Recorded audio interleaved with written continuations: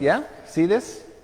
This is our day. This is our big day. And it's sort of. I mean, once in a while you get to fiddle with the church calendar a little bit. And one of those little exemptions that churches get is that when your Patronal Feast Day, that is the feast day that has your name on it, does not fall on a Sunday, you're allowed to fudge it, to scoot it over a little bit so that we don't have to try to get everybody together on a Friday, right?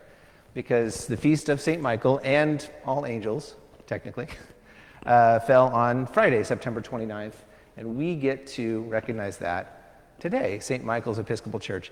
The trouble is with those readings, you kind of get the all angels bit, and as you might have read in my newsletter, we don't need the all angels business. You know, we might choose different readings if we were just recognizing the Feast of St. Michael and then not having to loop in all angels at once, so St. Michael has to share. But so I'm just going to talk about St. Michael here this morning, and because that is who we are. We are the St. Michael's Episcopal Church. So it's interesting, you don't really get that much in Scripture about St. Michael. You get a few little mentions in there, and yet we know that term, archangel, the chief of all angels, and one of our Eucharistic prayers even says, with angels and archangels, plural, but the Bible only mentions one archangel, and that is Michael. So there's very little in there, but those few mentions that Michael gets in Scripture are so momentous that a lot of tradition has developed around those few mentions because they're kind of a big deal. The one archangel, the one heavenly being, the one divine being, heavenly creature, and he is a created creature who is in charge of all of the angels and in charge of carrying out God's purpose here on earth. So I want to kind of look at each of those, and I'm going to do a little bit of a three-point sermon here, because we see the three main episodes that Michael gets. We see him as a clearer of obstacles. We see him as a defender, and we see him as a warrior, which we're a little bit uncomfortable with sometimes, and I am too, and we'll talk about that in a minute. But he is the one whose mission is to address the obstacles in our path. Not just for our own comfort or our own safety, our own health, those things are good and fine, but for our sense of mission. So we are called by God to emulate Jesus Christ here on earth, called by God to spread God's love to everyone, but there's obstacles.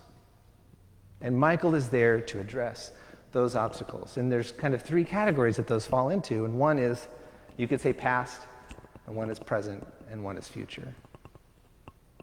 So for the past, I'll say the dead. And we see this actually, we didn't read it this morning, but one of the big moments for Michael is in Jude, verse 9. Jude only has one chapter, letter of Jude, 1:9. Where he mentions Michael as if you sort of all know this. He's not teaching us something. He's saying, well, yeah, we all know, obviously, Michael fought against Satan over the body of Moses. And it's his throwaway comment. So if you're reading Jude, you're like, wait a second, where did that come from? Why are they fighting over the body of Moses, right? It's too bad Jessica's not here. I could ask her if people ever fight over bodies in her line of work. Maybe not at that level, right? But Jude doesn't say why. He knows this. He doesn't say why they fought over this, why the body of Moses was important. But he's my example for the obstacle of the dead. Moses was dead. And what little tradition we have around that theorizes that, when we look at the death of Moses at the end, described at the end of Deuteronomy, we see that he made it to the mountain overlooking the Holy Land. And he led the people all the way there through these 40 years of wandering in the wilderness. And in a lot of ways, he was the holiest and the humblest man who ever lived. And yet, he was not allowed to enter the Holy Land because he had disobeyed God. And that's a story for a different sermon. But maybe you know that story. So God said, look, I forgive you, like God does, right? But you're going to be barred from entering the Holy Land, and you will die on the mountain overlooking it. So Moses did die, and so Moses' body was there. And the story goes, some interpretations, that the Israelites wanted to carry his body with them into the Holy Land. And there was this temptation that a whole new cult of sorts would form around the body of Moses, that he would become a holy object, and maybe even the next golden calf, right? If we remember that instance, where the Israelites disobeyed God and decided to worship a holy calf. Well, this golden calf. So there was a concern that his body would be that kind of a temptation, and that the obstacle of the Israelites entering in, this is the generation that did not worship, or that did not disbelieve God. And so they were allowed to enter the Holy Land, but there's this temptation, there's this obstacle, something that might keep them from their mission in the body of Moses. And that Satan wanted this to happen. He's like, sure, go ahead, take the body with you, bury him in the Holy Land, and commemorate, remember forever what he did for you. But the archangel said, the Lord rebuke you. And he's quoted, that's the only time he's quoted in Scripture. Because he said, no, the body stays here. The people need to move on with Joshua. They need to move on without him. They need to move on in prayer and in trust and in faith. Not hanging on to the dead, but proceeding into the land of the living. And I think, and I'm going to present each of these to you briefly as ways for St. Michael's to move forward. Because names are important. Names matter. And I don't know why they named this church St. Michael's when it was planted as a mission of Trinity independence. But they did, and here we are, and this is the name we carry. And I think it tells us something about our mission as a church, and it also tells us something about the obstacles that we're likely to encounter in carrying out that mission. And one of those is the obstacle of the dead.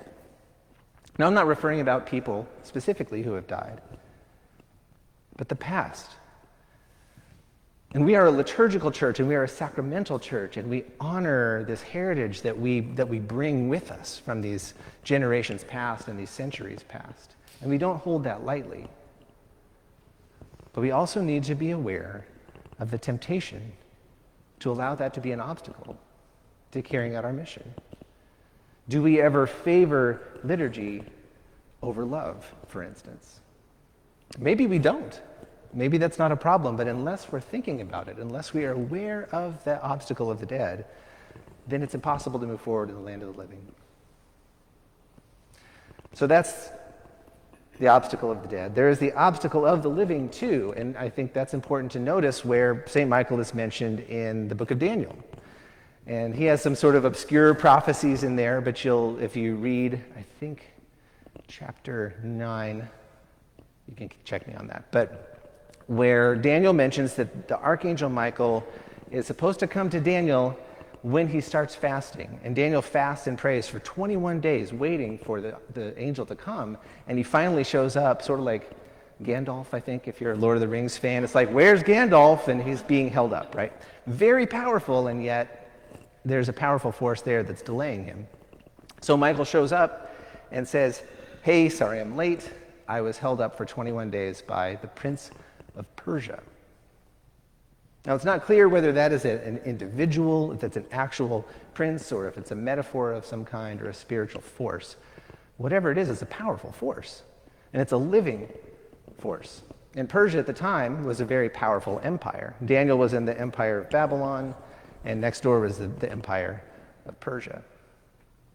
So as we Christians, and as we St. Michael's try to live out this mission that God has given us, that's another obstacle, is empire.